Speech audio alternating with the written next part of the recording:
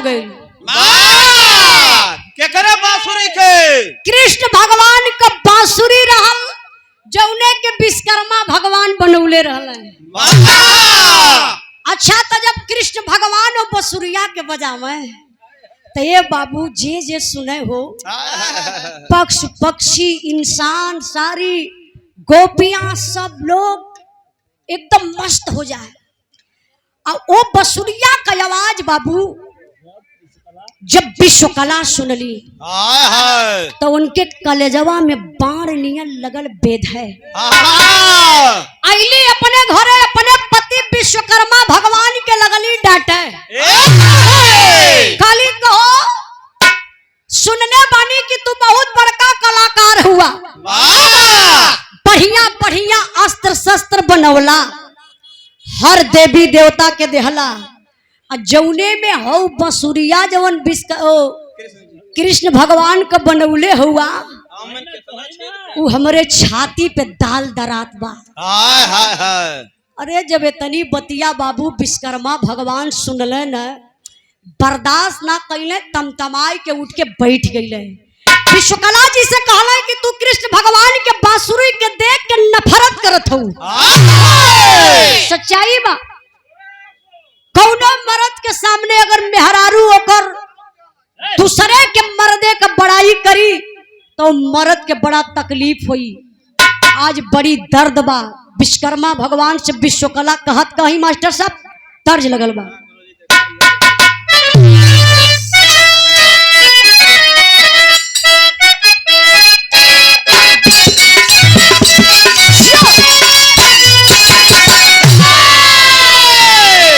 यही पे हम चाहत बनी कि अपने गुरु जी माननीय प्यारे लाल कवि जी जेके आप लोग कंप्यूटर कवि कहिला, कलम के जादूगर, आज जवन कुछ भी हम गावत ही बजावत है ये हमरे गुरु जी का देन बा। खेत खलिहान से बिरहा के उठा करके आप फिल्म तक पहुंचाए, फिर गंगा महुआ चैनल तक पहुंचाए। जो हमारे देश के भाई विदेश में बैठे हुए हैं कमा रहे हैं वो लोग बैठ करके बिरहा का आनंद वहीं से ले लेते हैं। हमारे गुरुजी अभी आप लोग सुन ले हुई एक बिरहा आप लोगों के आशीर्वाद से भी अभी हल्ला न रहे, आप लोगों के आशीर्वाद से जो कलकत्ता में एक ममता डॉक्टर एक लेडीज का रेप हुआ, रेप नहीं हो बल्कि गैंग रेप है। हमारी बहन बेटी कहां सुरक्षित है? ये दरिंदे रोड पर घूम रहे हैं सिर्फ इज्जत लूटने के लिए। हमारे गुरुजी माननीय प्यारे लाल जी आप बिरहा को लिखे हैं, आप लोगों ने 3 मिलियन तक उस बिरहा को पहुंचाए। 3 मिलियन मतलब 30 लाख 31 लाख से ऊपर आप लोग पहुंचा दिए। बहुत कम समय में ये बहुत बड़ी उपलब्धि है उजाला यादव के लिए। और सबसे बड़ा सौभाग्य हमारी बा कि हमारे गुरु जी का लिखल ही बिरहा बा। हम चाहत बनी आप माननीय प्यारे लाल कवि जी, गुरु जी आप मंच पर एक बार आ जाइए, पब्लिक का दर्शन करा दी कि यही है जादूगर, कलम के जादूगर हमारे गुरु जी माननीय प्यारे लाल कवि जी। एक बार जोरदार ताली बजा के स्वागत कर दिए। ये हमारे गुरुजी हैं। अभी आप लोग सुन ले ये मेहरून कलर सरिया के सुन ले बा मेहरून कलर सरिया तनी हाथ उठाई। दिलवा ले गई भैया, दिलवा ले गई राजा बोतल में भर के। हमारे गुरुजी कलम के जादूगर माननीय प्यारे लाल कवि जी बड़े भाग्य से दर्शन होला। मुंबई में फिल्मीए में व्यस्त हैं। यही माला रहा तनी दातो जय सब दिहल मलवा। अच्छा वो बांसुरी कृष्ण भगवान का बांसुरी लेके विश्वकला क्रोध में आई अपने पति विश्वकर्मा भगवान से कहत है क्या कहले ही हो?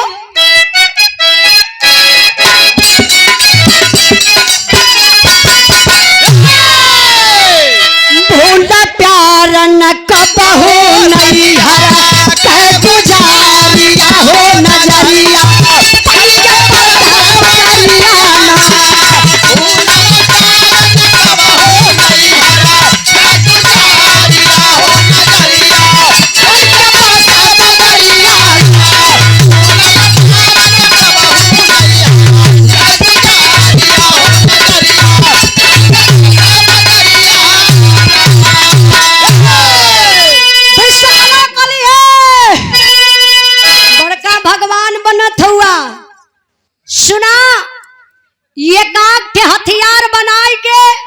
हमारे भैया बाबू के हमारे नैहरे में दे दा, हमारे भैया बाबू को तनी सम्मान नैहरवा में बढ़ जाई। अरे विश्वकर्मा भगवान क्रोध में लाल हो गई।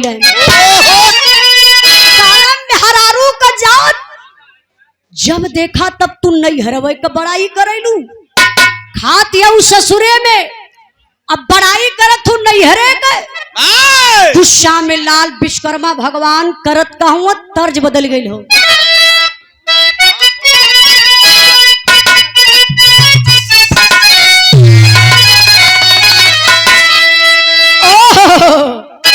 बड़ी पुरान तर्ज लगल बा बिरहा में। नदिया का पार फिल्म आप लोग देखले हुई हैं, बुढ़ऊ दादा ही लोग देखले हुई हैं नदिया का पार। कई पार देखले हम के। बड़ी प्यारी गीत लगल बा। कैसे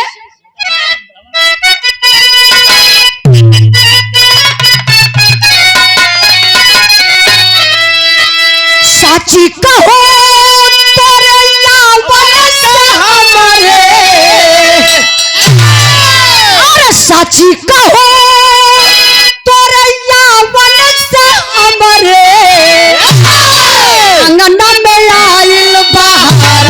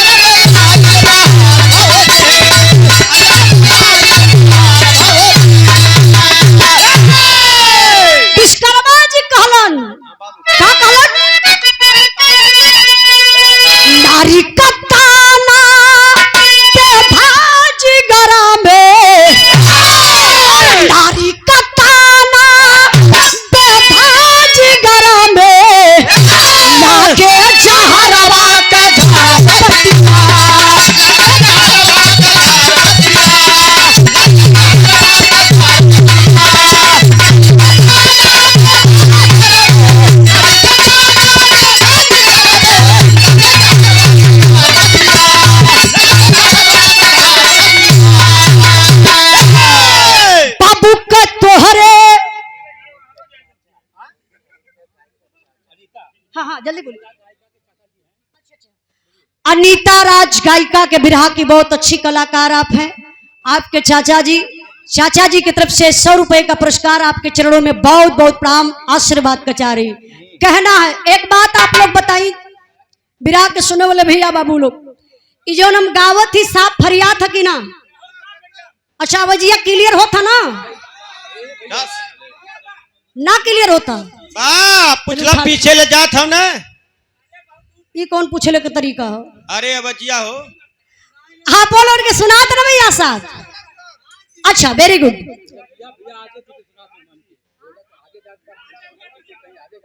जगभवन यादव प्रधान जी आपके तरफ से 100 रुपए का पुरस्कार है। बिरहा के भाव पर बहुत बहुत प्रणाम। कहना है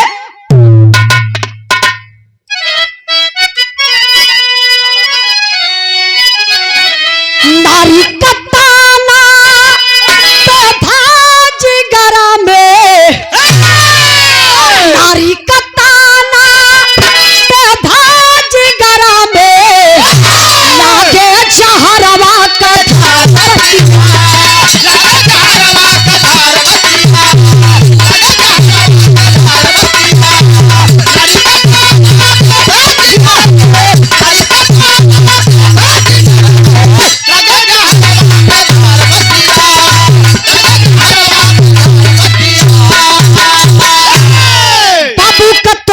जानेला प्रभुताई,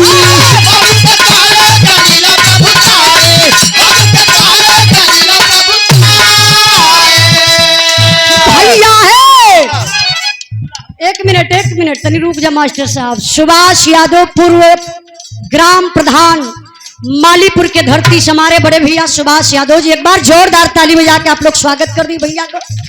बहुत बहुत प्रणाम है। 500 रुपए का पुरस्कार देके आप सम्मान के लिए। कहना है बाबू का तोहरे जानेला प्रभु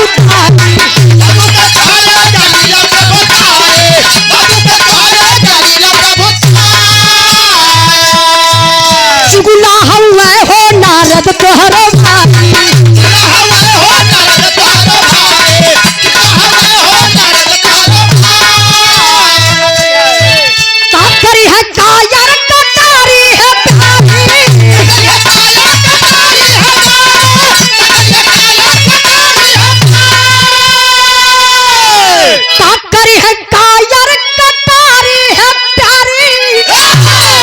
जनी बोला सेखी पघार पतिया। अरे विश्वकर्मा भगवान उठल उठ के बैठ गई, बैठ के कहला तुम मेहरारू का जात जोन पिटिर पिटिर बोल के कपारे चढ़त क्यों ना। अब कही दे तो कही दे। अच्छा तो मरद दू बेरी कही देव करी तो मेहरारू और कनकना जाई, पूरा गरम हो जाई की। काला कहा तू का कहल चाहत हुआ। विश्वकर्मा भगवान काला कि तोहार बाप ब्रह्मा जी नंबर 1 कायर हुआ और तोहार भाई नारद नंबर 1 का चुगला हवे। अरे विश्वकला जब इतनी बात सुनली कहली अरे पति हमार हमरे भैया बाबू का तू बुराई करत हुआ, बर्दाश्त कैसे होई। विश्वकला नाराज हो गई। अच्छा नाराज होई के का करत थी मास्टर साहब, गीत बदल गई बा। 1 मिनट।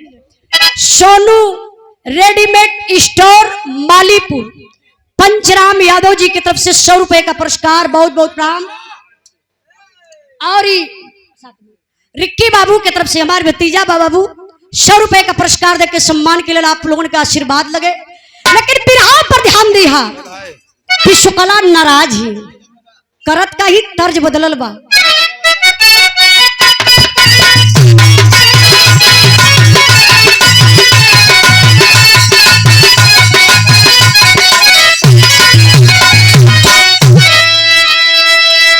यह गीत के गुरुजी हमरे माता बहन लोग जब गावे ले, हाय हाय हाय रे लगेला भैया की मुहे से रसगुल्ला का रस टपकत बा। नवरात्र के महीना में 9 दिन का व्रत रहली, कलशा रखले रहली, गाय के देवी माई के जगावैली। कैसे गावैली?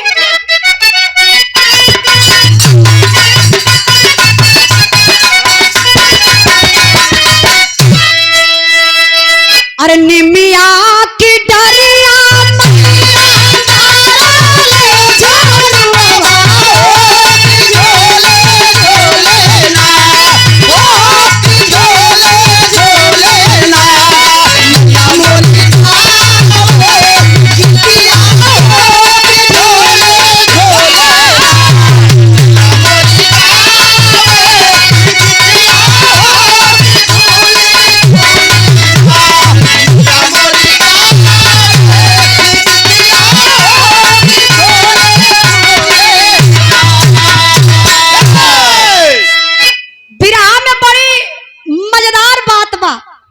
ए भाई भैया भैया बगल वाले भाई मंच के बाएं तरफ भैया, थोड़ा प्रशासन के लोग हैं परेशान मत करिए। हमारे नौजवान भाई हमारे देश के भविष्य हैं, आप लोगों पर हम लोग बड़ा गर्व करते हैं। बिल्कुल एकदम आप लोग व्यवधान मत डालिए क्योंकि प्रशासन के लोग परेशान हो जाएंगे। प्लीज अपना कार्यक्रम है और आप लोग अपना अपना कार्यक्रम मान करके इस कार्यक्रम को सफल बनाइए।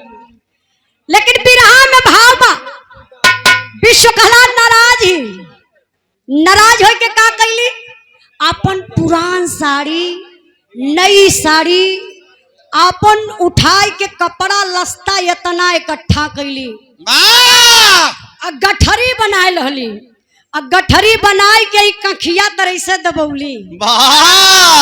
उनके बैग ना रहल खा। एक बात और बताई आप लोगों से,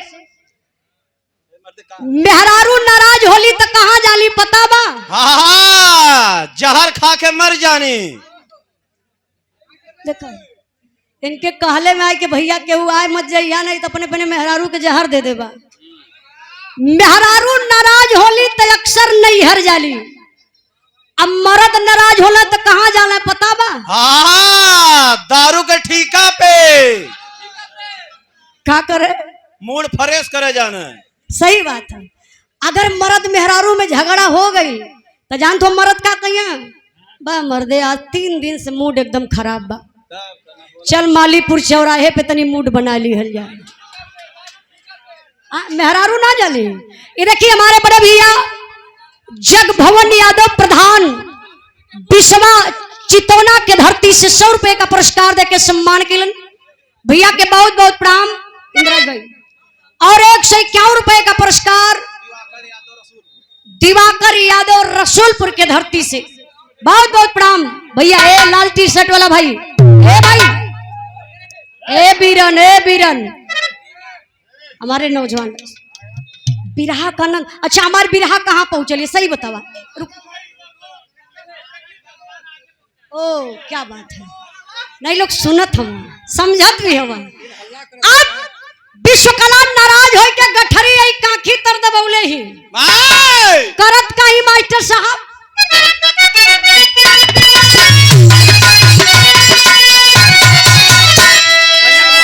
अरे सैया के मुहावा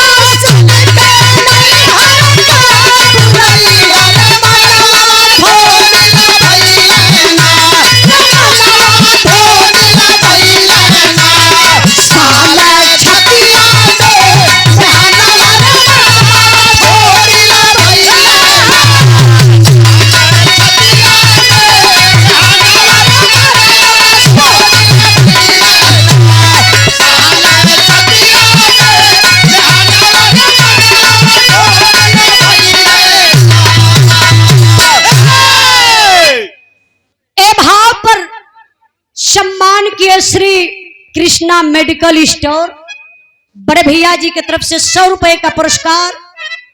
और इसी भाव पर सम्मान किए आप माननीय शैलेंद्र यादव जेई साहब, 501 रुपए का पुरस्कार देकर के लगातार सम्मान किए। बहुत बहुत प्रणाम। बिरहा पर ध्यान दें बाबू, विश्वकला नाराज होई के बहुत यार डिस्टर्ब कर ले लोग। आप लोग शांत हैं, ठीक लगता, थोड़ा सा ही लोग डिस्टर्ब भी कर ले। हेलो हेलो, क्यों भाई क्या दिक्कत हो रही है? इतना बढ़िया कार्य हेलो आपकी व्यवस्था में और तुम ही नौजवान साथी वो अच्छा नहीं कर रहे हो। और देखिए प्रशासन के साथी हैं, बार बार डिस्टर्ब करोगे तो मुश्किल में पड़ जाओगे और पीछे कर दिए जाओगे। आगे हो तो मजा लो, ठीक है ना? शांति बनाए रखो, दोबारा हलचल मत करना। चलो मैडम। चलिए भैया, खाली आप लोग शांत रहिए, डिस्टर्ब भी कुछ ना बा, खाली शांत हो जाइए, हम खुश बने बस प्लीज। अच्छा लगा था, गौर करेंगे। विश्वकला तन नाराज होइके ससुरे से नैहरे चल गई। विश्वकर्मा भगवान के ना रह जात हो, सोचत हमें हमार विश्वकला चल गई। बस भैया भैया देखिए कार्यक्रम बिगड़ जाई बीरन, प्लीज आप लोग हल्ला, आप लोग बैठल नहीं, आप लोग वेरी गुड, बहुत अच्छे। आप लोग तनिको मत घबराइए, थोड़ा से भाई लोगों में दिक्कत क्या ठीक हो जाई। 5 मिनट और संभाल दे दो बस। आप उधम सिंह यादव मुड़िला से पुनः दूसरा पुरस्कार 100 रुपए का पुरस्कार। भैया के बहुत बहुत प्रणाम, बहुत बहुत धन्यवाद। बस भैया खाली शांति रहे, बहुत अच्छा। और हमारे बड़े भैया Rishabh medical hall doctor DK Yadav ji, आपके तरफ से 200 रुपए का पुरस्कार। आपके चरणों में बहुत बहुत प्रणाम, आशीर्वाद कचा रही। थोड़ा बिरहा पर ध्यान दीजिएगा। मेहरारू अगर बाबू नाराज होई के ससुराल चल जाले तो बड़ा कुफुत होला, बड़ा दर्द होला। विश्वकर्मा भगवान उपाय बनौलन, एगो पाथर लेके अइलन, बिना कंत कामिन कल्पे। अरे बिना कंत कामिन कल्पे, कामिन बिन कल्पे, कंत लाचार कलाकार काहे के कल्पे, जकरे हाथे हुनर। विरह वेदना से पीड़ित विश्वकर्मा जी मन किए विचार, बना के पत्थर की मूर्ति विश्वकला को किए विश्वकर्मा भगवान का नाम मरद हैला मरद। मेहरारू का जात नाराज होई के नैहरे गईलू। का समझत हूँ हम तो के मनावे आई, अगर तो के मनावे आ जाई तो हई मरद बिरदरी का शान चल जाई। विश्वकर्मा जी गईले मनावे ना, पाथर ले आई के बाबू आई पथरा के गढ़े लगलन। गढ़त गढ़त गढ़त गढ़त गढ़त गढ़त गढ़त गढ़त गढ़त गढ़त गढ़त अब इतना मत गढ़दा कुरें पत्थर फूट जा रे। हाँ विश्वकर्मा भगवान पथरा के लगल है गढ़े। और माने अरे बाबू अब पथरे के गढ़ी के न हो, अरे गजब का मूर्ति बनौले एकदम सेम टू सेम विश्वकला का रूपवे रंगे बनाए रहलन। जैसन विश्वकला का आंख रहल है भैया, गजब का कटीली दोनों आंख बनौले। टमाटर नियन गोले गोरे गोरे गोले गोले गाल बनौले, चौड़ा लीलाट बनौले। 8 अंगूर को तो खाली है गर्दनिया बना दल। वो बंद गोभी मथीन ना ऊ का ई कपार छोड़ दहलो। ओ गजब का बाबू गोलका कपार बनौले। विश्वकर्मा भगवान जब मूर्तिया बनाए ललन है, कहले तनी एकर श्रृंगार कई दे। वाह, जानत हुआ श्रृंगार कैसे कैले? नकली बार लगाई के, जूरा बनाई के, सेनूर तैसन पहनौले। मालूम देखी बेलचा से उठा के डरले हुए। हाँ फरुहा से डालत रहले।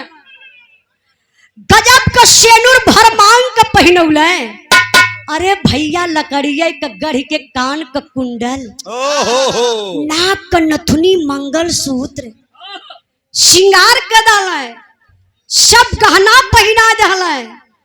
अब बाबू पत्थरे का मूरत बिना कपड़ा का मजा ना दे। एक ठे काली कलर का साड़ी रहले बाबू, विश्वकर्मा भगवान वही पत्थरा के मूर्तिया के पहिराए दहले। साया नहीं पहनौने कहा का? साया साड़ी साया ब्लाउज पहनाई के। और ब्लाउज के बच्चा? अच्छा ब्लाउज का बच्चा का होला? यो होला, तू ना समझ पाओ तो हम का करें।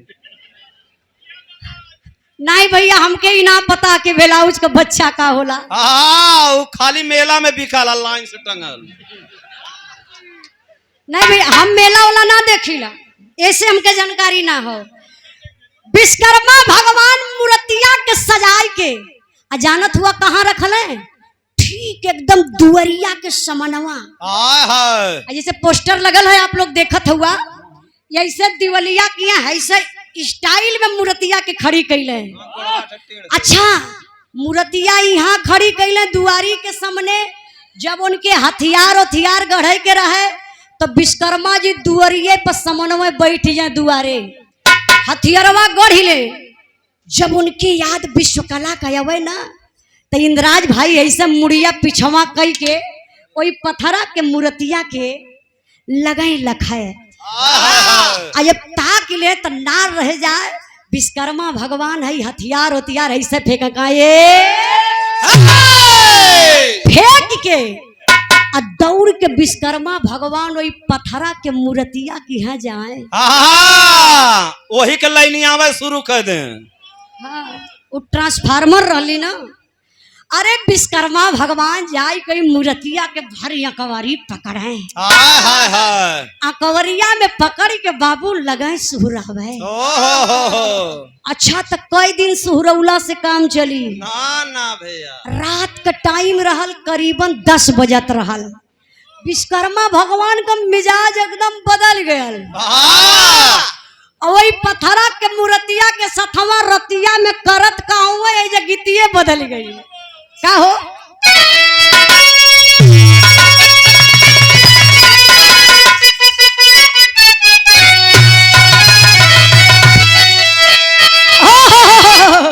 ये हमारे पापा का फेवरेट गीत बा।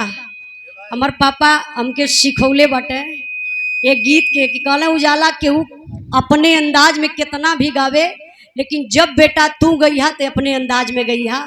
ईश्वरगी रामदेव गुरु का गावल गीत बा। कैसे मास्टर साहब?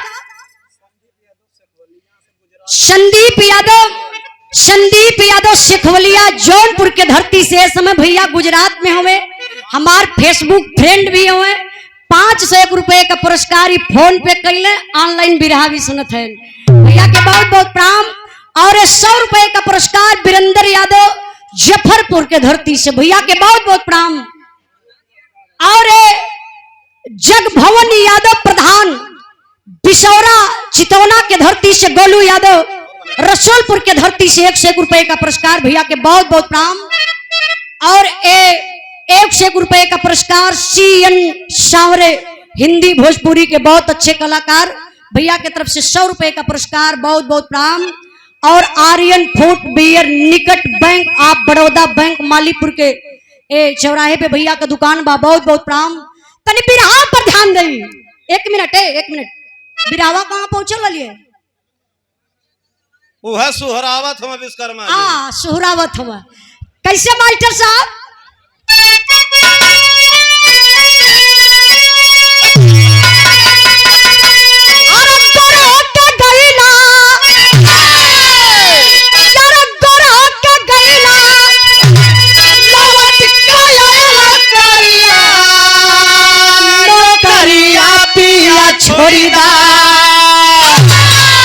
नौकरिया पिया छोड़ी दा चली जाए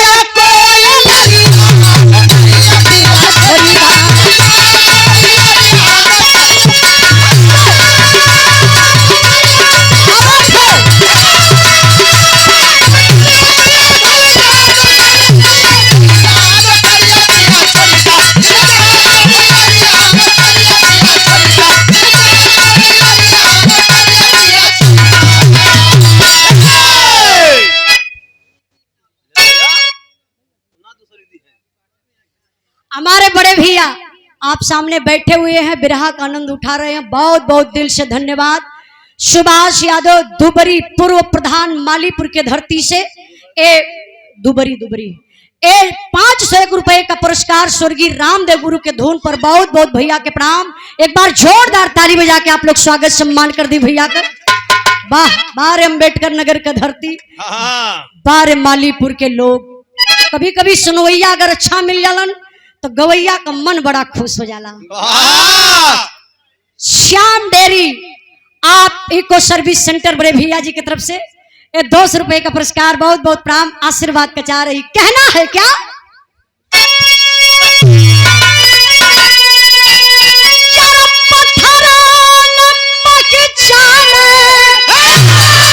कोई पत्थरा के मूर्तिया के जहां सूतत रहे वही चौकिया पे सुताए दे आ एक चादरा ओढ़ी के अपनहू सूत जाए। पथरा ठहरे ना हो हम तो ना पता हो। बारे विश्वकर्मा भगवान ये तो बड़ा खुश समय यहाँ का बतिया आप लोग यही छोड़ी तनी से दिमकवा ले चला। असिल की विश्वकला नैहरवा में है। एक बार ब्रह्मा जी बड़े क्रोधित भइलन, काला हमारे बिटिया के अइले इतना दिन भयल दमाद हलियो चाल लेवे ना अइलन। गुस्सा में लाल बाबू ब्रह्मा जी चलल हुआ ब्रह्मलोक से।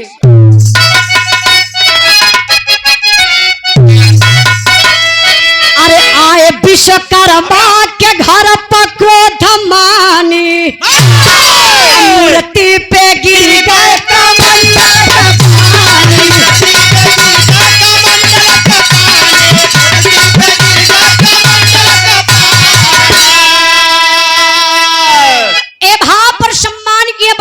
दिनेश यादव गाजीपुर के धरती से 100 रुपए का पुरस्कार भैया के बहुत बहुत प्रणाम। जरा बिरहा पर ध्यान दे। 2 मिनट बिरहा रह गई बा लेकिन बड़ी मजेदार बात बा। गुस्सा में लाल ब्रह्मा जी आइने ब्रह्मलोक से विश्वकर्मा भगवान का दुअरिया डाकत हो। ये बाबू दुअरिया के समनवा त मूर्तिया रहल। अब ब्रह्मा जी के हाथ में कमंडल आई कमंडलवा का पेनिया यही चौखटवा में लड़ी गई। पनिया हलक के छलक के वही पथरा के मूर्तिया पर चल गए। गजब! ब्रह्मा जी के कमंडल का पानी जब वो पथरे के मूर्ति पर गयल, पथरा के मूर्तिया में जान पड़ गल। पथरा का मूर्त मेहरारू बन गई। लगल डोले बोले खाए पिए। विश्वकर्मा जी के लेके सुता ई तो से के कहले मास्टर साहब बतौले हम। आप विश्वकर्मा भगवान का 10 उंगली घी में और 10 रिफाइन में फसल हो। ये कैसे जवन अठे नहीं हरमा गई है। पॉइंट का बात है, सही बात है। विश्वकर्मा भगवान के दो मेहरारू हो गई। एक ठे पथरा वाली ब्रह्मा जी के कमंडल के पानी से मेहरारू बन गई, और एक ठे असिल की जो नैहरवा कोहाई के गई ही। ए भैया धीरे धीरे समय बीतल। एक दिन नारद जी अइले। ए रखी जग भवन यादव प्रधान बिशौरा चितौना के धरती से अच्छा विषमा चितौना के धरती से भैया के तरफ से 100 रुपए का पुरस्कार बहुत बहुत प्रणाम आशीर्वाद कचा रही। अंबुज पाठक हड़िया के धरती से बड़े भैया जी ऑनलाइन बिरहा सुन रहे हैं, पुरस्कार देके सम्मान कैलन। और 100 रुपए का पुरस्कार मुलायम यदुवंशी ड्राइवर भैया सुल्तानपुर से, हमारे बहुत बड़े बिरहा के प्रेमी हैं। तभी बिरहावा पर ध्यान दई। एक दिन नारद जी से ब्रह्मा जी कहला, ए बेटा बड़ा गड़बड़ होत बा, बिटिया हमारी यहाँ नैहरे में हम दामाद जी के विश्वकर्मा जी के घरे गलली, हमके शक लगत बा, हम बहरवा रहली, घरवा में कौनो मेहरारू को चूड़ी बाजत रहल, जाता बेटा पता लगाए उता। अरे नारद जी जब तनी बात सुनले तो कैलन का मास्टर साहब,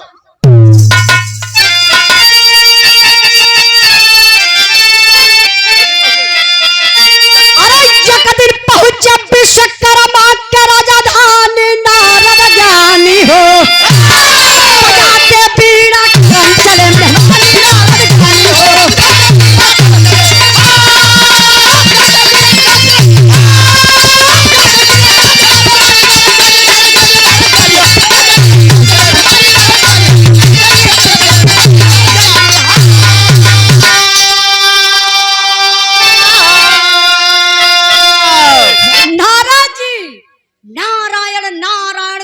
बाबू अइले विश्वकर्मा जी के दुआरे।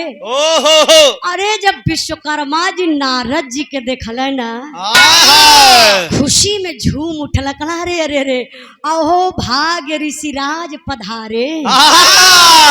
आइए साराम, आइए साराम, आइए साराम, आइए साराम, कला रे अरे आइए आइए आइए आइए। ए भैया लियाई के दरी बिछा दल विश्वकर्मा जी, नारद जी पलथरिया मार के दुअरवा बैठल हवा। नारद जी का निगहिया चौकन्ना देखत बा, उ चुड़िया जो उन्हें मेहररुआ का बाजत रहल उ बाय कहाँ। तब ले भैया उ पथरा वाली जो मेहररुआ बनल ही हाथ में मिठा और पानी लेके अली नारद जी के बगलिया में धैली। न नारद जी के पानी पियायल न मिठा खवायल। कहलक कहो बहिनिया बहिन हम घरे रहली तो घरे रहल है, आई कब बहनोई के घरे आई गई। अरे नारद जी भैया उठा लो बीड़ा, नारायण नारायण।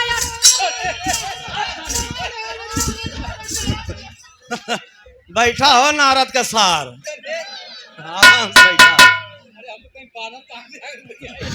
हमार बीपीए बढ़ा दो। नारद जी कहला नारायण। गईले घरे बाबू वही बहरवा से चिल्लैले, कहला ए बहिनिया गड़बड़ हो गयल, तू यहाँ बैठल हो, जा देखा बहनोई दूसर में हरारू राखिलाला। अरे विश्वकला बर्दाश्त ना कैली, बाबू अपन लुगरी उठौली, काखी तर दबौली। जब अली नैहरे से ससुरे में तब का भइल मास्टर साहब आल्हा का लाइन बा।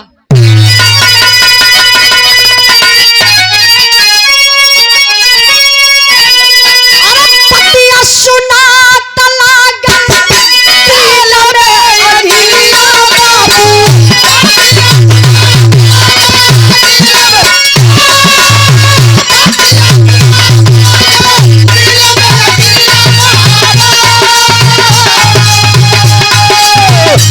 विश्वकला तब ससुर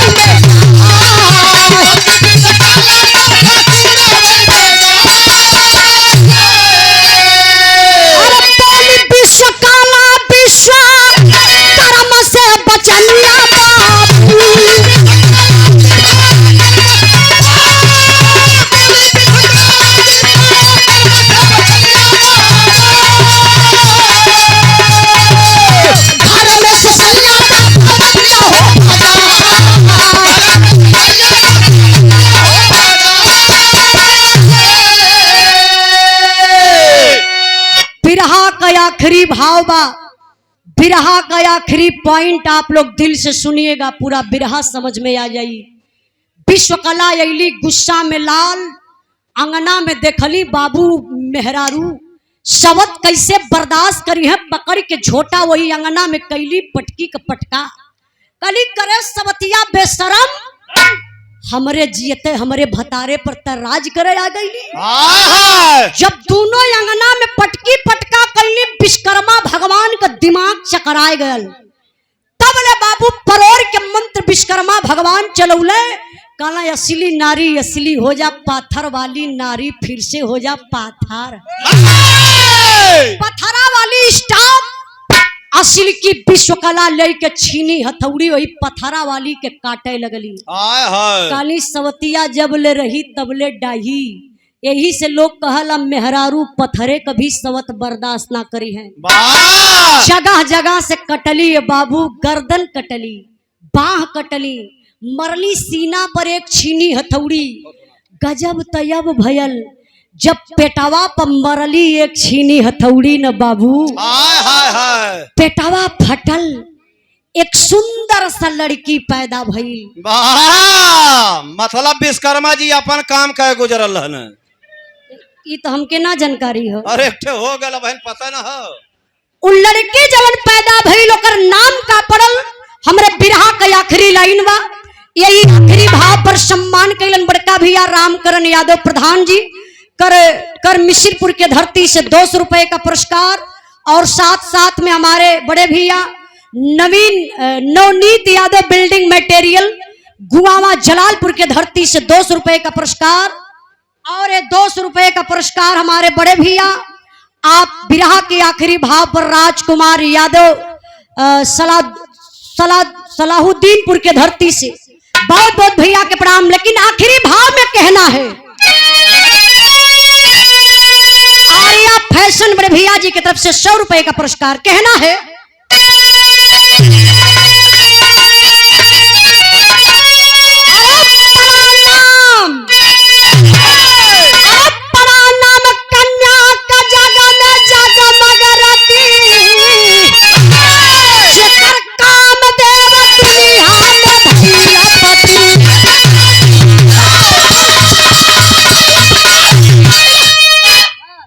शॉर्ट में काम ला।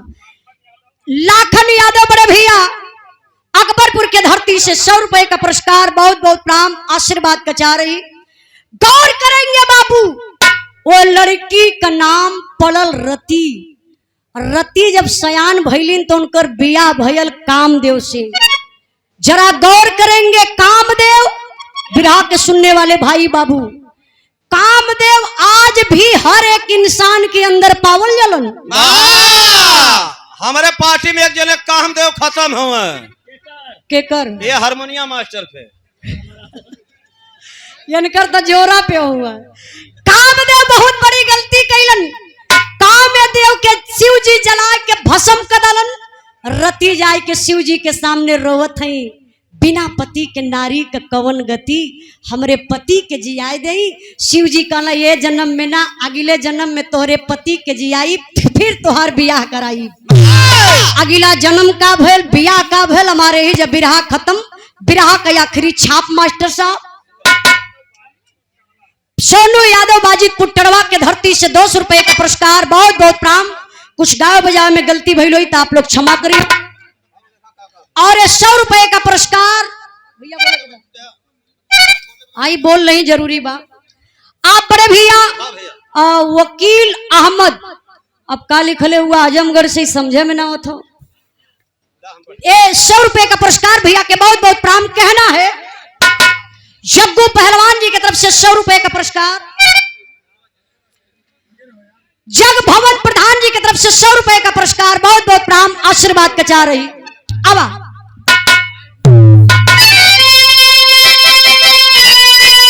22 नवंबर के भैया का प्रोग्राम हो, अब लिख के सोनू भैया दे दिया तब प्रचार कर ले, काहे से हमारा आखिरी बा। अब